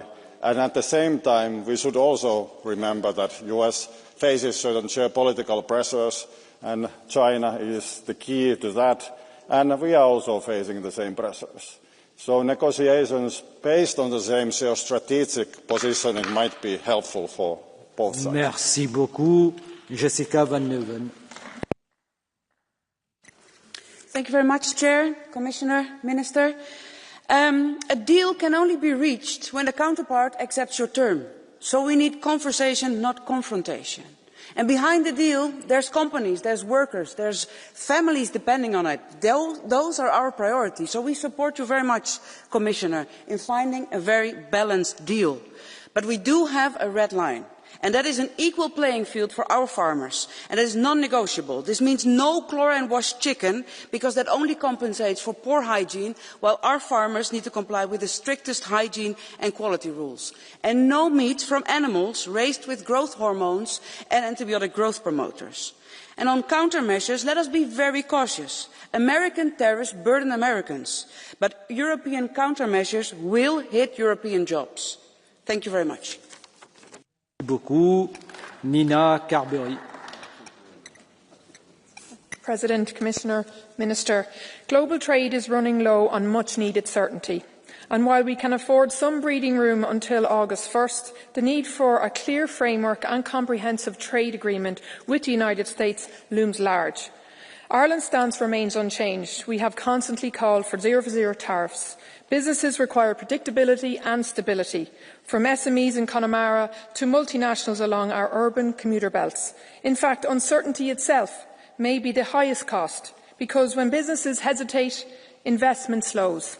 So while we support you fully, Commissioner, and your team to get the best outcome, I want to again reiterate the focus that we must also move beyond the United States. We need to remove the many barriers that still exist within our own EU single market and simplifying the rules that govern it. We can unlock more trade across Europe. Our economies, jobs and people depend on it. Thank you. Merci beaucoup, Ludek Niedermayer. Thank you. Donald Trump has pushed the US trade policy almost 100 years back. Indeed, in the 40s, the US tariffs fall to 10% and then continue declining to pre-Trump 2 to 3%. Now they are heading steeply up. On the top of that, we have that incredible unpredictability. The first who will suffer will be US citizens, US households, who will pay more for the goods and have lower availability of the goods. But the global economy will suffer too, and obviously our businesses will suffer. But let's face the reality. This is where we stand. I am glad to see here that the Commission has strong support from the Council and majority of Parliament to find the best possible solution. I hope we will reach it, but we must be ready also for the other result. At the same time, extending the network of our partnership, but mainly promoting the single market and remove the barriers. That's the way how to eliminate negative impacts of White House policy. Thank you. Merci beaucoup. Paulo do Nascimento. Obrigado, Sr. Presidente. Sr. Comissário, 50% ontem, 10% hoje e amanhã o que será? Perante essa instabilidade, tenho que elogiar pela paciência democrática. Mas os sucessivos adiamentos da conclusão das negociações comerciais com os Estados Unidos já estão a ter um impacto significativo nas empresas e cidadãos dos dois lados do Atlântico, como também na percepção que ambos, europeus e americanos, têm entre si. Juntos representamos quase 30% do comércio global e 43% do PIB mundial. E a instabilidade e a incerteza são mais para os negócios, mas são ainda piores para as relações transatlânticas que outrora eram intocáveis. Mas a nossa história não nos perdoaria se desistíssemos desta nossa relação transatlântica, pela partilha dos mesmos valores, mas também por razões económicas e estratégicas, com o Atlântico que nos une e nos torna o centro do mundo. Esta é uma necessidade política. Não devemos nem podemos ceder precipitadamente ou aceitar o que não autorizamos aos europeus. Devemos manter as três premissas que nos têm guiado. Negociar ao máximo aceitável com os Estados Unidos, diversificar as nossas parcerias comerciais com o resto do mundo, reocupando um lugar de influência que perdemos e reforçar o nosso mercado interno, de modo a aumentar a nossa autonomia estratégica. Boa sorte, Sr. Comissário. Merci beaucoup. Les contraintes de temps m'empêchent d'accorder les demandes de carton bleu. Nous poursuivons. Wouter Beke. Merci beaucoup, Monsieur le Président. Commissaris, collega's, tariefverhogingen, dat zijn politieke placebo's, dat zei professor Richard Baldwin. Economische nonsens die een politiek doel moeten dienen. In tegenstelling tot president Trump geloven wij beter niet in deze placebo's. De focus van Europa moet zijn het beschermen van onze welvaart, van onze jobs en het inkomen van onze mensen. Europa is niet gebaat bij escalatie. Een deal kan de schade voor onze bedrijven, KMO's en talloze jobs misschien ook beperken. Neem deze verantwoordelijkheid, meneer de commissaris, maar niet op kap van één sector. Verdeel de lasten over de sectoren en over de lidstaten. Maar ook met een deal moeten wij als Europa volop investeren in onze economie, onze onafhankelijkheid en onze concurrentiekracht. Het IMF berekende dat de Europese handelsbelemmeringen ons jaarlijks 1700 miljard kosten. Het wegwerken daarvan kan €3.800 per Europeaan opbrengen. Dus, meneer de commissaris, deal of geen deal. Europa moet onze jobs, onze welvaart en het inkomen van onze mensen beschermen. Merci beaucoup, cher collègue. Ingeborg Terdak. Dank u wel, voorzitter, geachte commissaris, beste collega's. Gisteren is de deadline voor het handelsakkoord met de EU verschoven naar 1 augustus. Uitstel geeft aan dat er hoop is op een deal. Deze extra onderhandelingen zijn belangrijk om er samen uit te komen. En als dit één ding aangeeft, dan is het wel dat we als Europa zo snel mogelijk op eigen benen moeten staan. De VS kan niet zonder ons en wij kunnen niet zonder hen. Wij zijn een markt waar de VS vele afhankelijkheden heeft. Daarom moeten wij niet over ons heen laten lopen en tegenmaatregelen voorbereiden. Wij moeten bereid zijn om even onze tanden te laten zien. Wij willen geen handelsoorlog, dat creëert alleen maar verliezers en geeft China en Rusland alleen maar meer speling op veiligheidsgebied. En dat is wat zij willen, een zwakke transatlantische band. Dat laten wij ons niet gebeuren. Dank u wel. Merci infiniment d'avoir respecté largement votre temps de parole. Maria Walsh. There is no winner when it comes to tariffs between two of the world's largest economies. We've heard this repeatedly throughout this debate. Jobs are lost, prices of goods go up, the cost of doing business goes up, and ultimately no one benefits from it. Not Americans, not Europeans, neither consumers nor companies gain from what is going on. Giving up on trade relations is not the answer when more than $4 billion worth of goods are crossing the Atlantic. In my own country of Ireland, particularly the west of Ireland, pharmaceutical products, world-leading Irish alcohol like whiskies and gins, other agricultural products like butter and cheeses worth billions meet the demand for quality products of the American consumer. We now have an additional 3 weeks to reach an agreement with the US, and I hope that this delay is a signal that the Trump administration recognises that economic growth stems not from isolation, but from well-functioning relationships with reliable trading partners. And I hope ourselves reform the single market, get better support for our businesses, and continue to grow the EU. Merci beaucoup. Miralis Rajapantela. Αξιότιμε Πρόεδρε, αξιότιμε Επίτροπε, αξιότιμοι συνάδελφοι. Η σημερινή συζήτηση για τις διαπραγματεύσεις μεταξύ Ευρωπαϊκής Ένωσης και Ηνωμένων Πολιτειών έρχεται σε μια κρίσιμη στιγμή για το μέλλον της ευρωπαϊκής οικονομίας. Η κοινή μας αγορά, το ισχυρότερο όπλο της Ευρωπαϊκής Ένωσης, στηρίζεται στην επιχειρηματικότητα και στο ελεύθερο εμπόριο με τους εταίρους μας ανά το παγκόσμιο.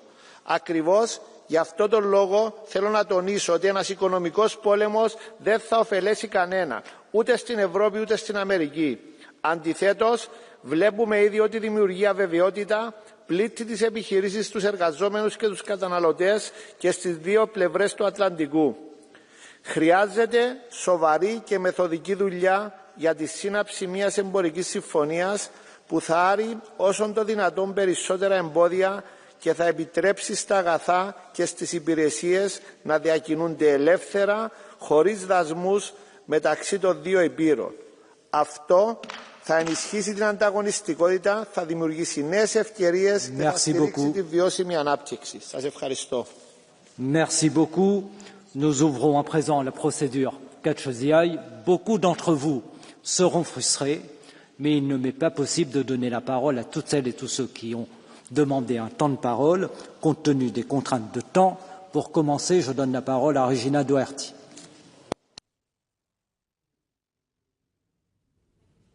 Commissioner, I think we can all agree that free and open trade is good for everyone. It's the best way to make sure that we spread wealth and prosperity. So it stands to reason that tariffs are bad for everybody and tariffs are going to make all our countries poor. So I'm glad that since the beginning of this ludicrous one-man trade war, the EU and you particularly have stood consistently as the adult in the room, because we all should be clear, in all of our member states, ordinary working people are looking on, are in fear of losing their jobs and in economies faltering. So what we must do is we must protect our agri-food and our drinks industries, our pharmaceutical companies, our heavy good manufacturing. There are so many other sectors that tariffs, even 10%, will result in job losses. A reprieve till August the 1st is a good move, but what we need is a resolution. We should not be talking about retaliation at this point. We should be talking about a pragmatic solution and European leading the way. So I want to just wish you the very, very good, to assure you that we all stand behind you and your team, and we're very, very proud of the practical approach that you've taken in the last number of months. Thank you, Chair. Merci beaucoup, cher collègue. Maria Grappini. Micro. Domnule președinte, domnule comisar, negocierea comercială între Uniunea Europeană și Statele Unite este vitală, dar trebuie să recunoaștem că au trecut 8 luni de la alegerea președintelui Trump și nu înaintăm. Dumneavoastră ați spus, între altele, că în curând, ați folosit această sintagmă, că vom avea textul în curând. Ne puteți spune mai mult ce cuprinde acest text? Care vor fi până la urmă negocierile? Pentru că producătorii din Uniunea Europeană nu pot să stea pe loc. Din țara mea avem export de vin, avem export de produse agricole. Ce fac? Ei nu au curajul să mai producă, să mai investească pentru acea capacitate. Și apoi ați vorbit de acorduri cu alte state. De acord, vreți să faceți acord cu India. Acordurile comerciale pot să submineze producția industrială și vă dau un exemplu. Plăcile ceramice din România, Polonia, Franța sunt acum la pământ. Industria aceasta este la pământ pentru că au intrat din India plăci ceramice cu preț la jumătate. Pentru că India, știm bine, e cel mai mare poluator. Nu respectă nimic, nu plătește nimic. Deci cum să facem să nu subminăm industria europeană? Mulțumesc. Merci beaucoup, cher collègue. Sebastian Tinkinen.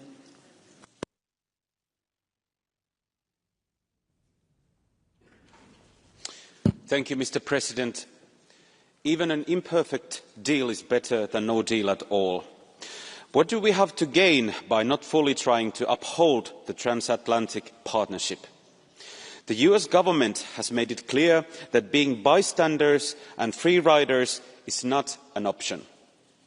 This includes not only defence, but also economy. How can we ever reach a zero tariff agreement if we are not ready to work for it? Europe is eyeing a critical choice: where to go to replace Russian energy and Chinese imports. Make no mistake, if the problem lies in the East, then the solution must be found in the West. We have an opportunity to make the Atlantic the most prosperous economic zone of our time. So let's not throw this chance away just for petty political battles. Thank you. Merci beaucoup, cher collègue. Dernière oratrice, Aguirre Martinez. Vous avez la parole.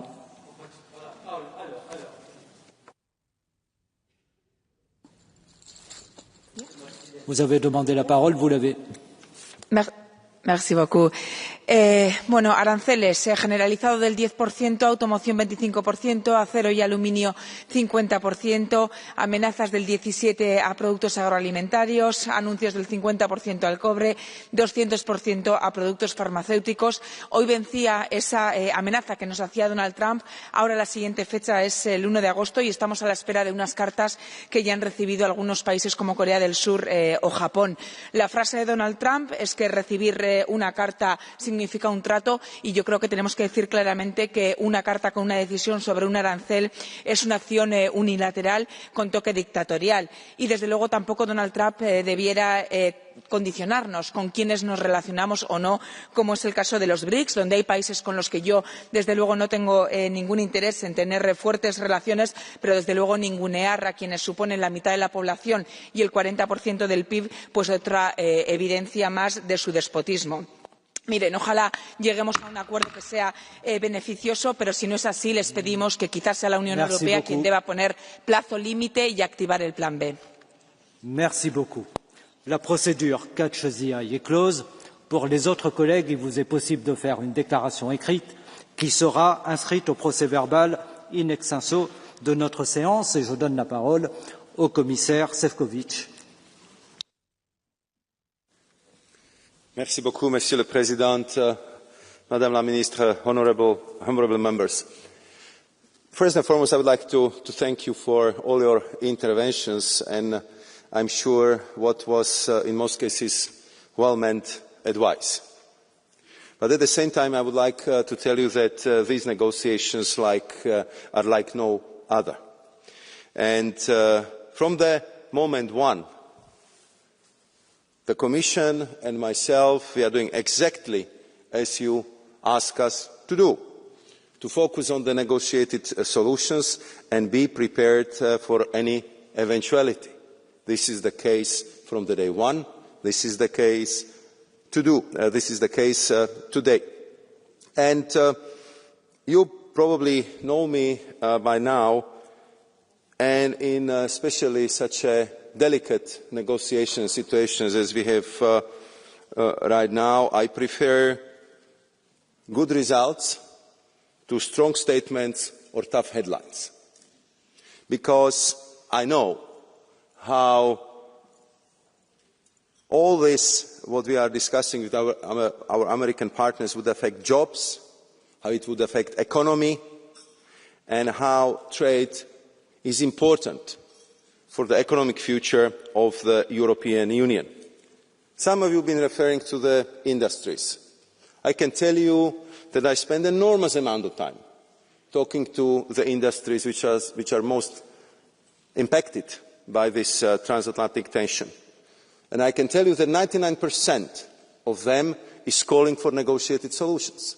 They've been built over the decades as a transatlantic supply chains, and they do not want to be caught in the crossfire of ever-growing tariffs from both sides. So I think that we have to invest as much as possible in negotiations, because the other alternative is always there. And I can tell you that I will pursue it to the last possible moment and try to do my best to land this deal and to get the best possible result. Many of you have been highlighting, and I really would like to thank you for that, importance of the trade diversifications and other agreements. And we've been discussing it at different venues, but quick recapitulation, because there I also would need your help. We concluded our negotiations with Mercosur, with Mexico. We are very close to conclude with Indonesia. We are working very hard with India and United Arab Emirates, and I believe that we can conclude the negotiations this year. And we are continuing negotiations with Thailand, Philippines, Malaysia, and re-engage with Australia. But I would need your help in presenting these deals in positive terms. I would need your help to accelerate the procedures to approval. I would need your help to talk to your domestic audiences back in your member states about the need to ratify these agreements, because otherwise they will just stay on the papers, and we are losing precious time from long pause between they are negotiated and actually they enter into force. And I can tell you that I have the same message, and I'm repeating it at every single Trade Ministerial Council, and I'm glad that more and more colleagues are understanding this from the same perspective. If you allow me one thought on our farming community. As you know, I was in intense discussions with our farmers in my previous mandate. I know how they feel, I know what they are worried about, I know how they've been overburdened by excessive reporting, and how they've been afraid about the possible trade deals which might negatively impact their well-being.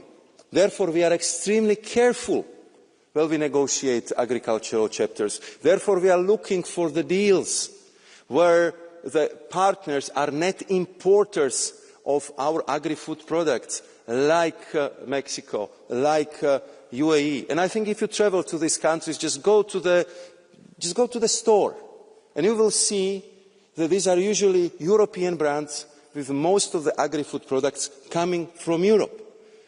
We are, in fact, the global superpower in exporting agri-food products.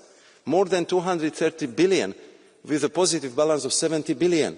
And we want to make sure that it would stay like that. But I would really resent the picture that every trade deal we do, it's at the sacrifice of our farmers, because it's not true.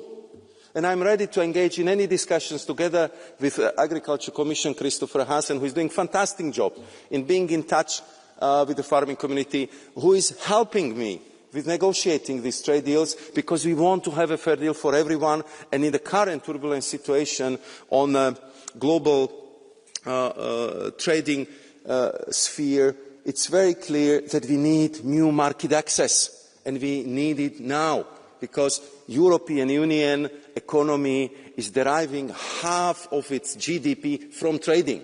So please help me to make it faster, to make it better, and to deliver better perception of our trade deals with your constituencies, with your voters, because you are influential people and you have that authority and they will believe you.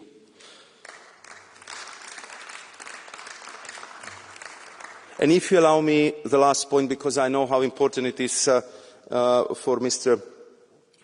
Warborn and for all the colleagues from INTA, WTO.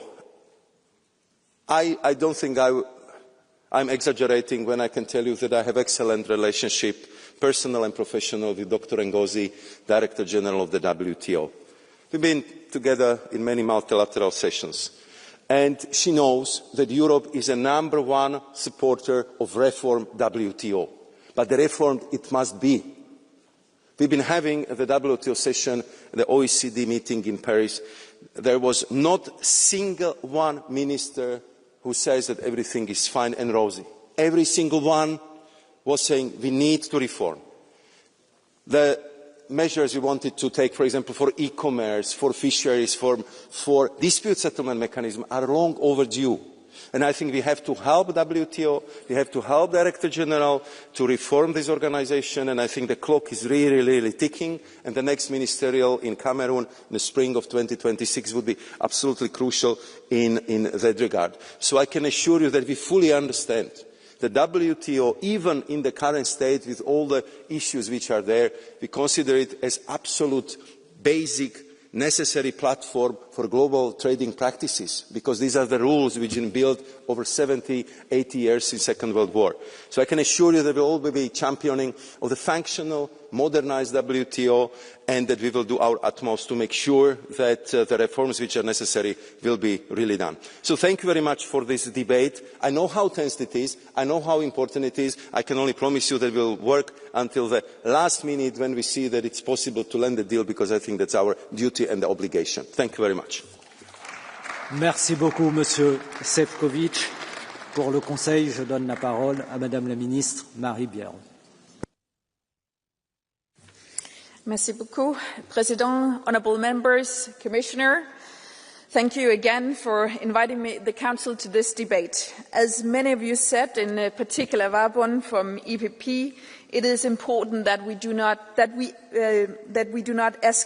the situation. The US is our strategic partner and ally.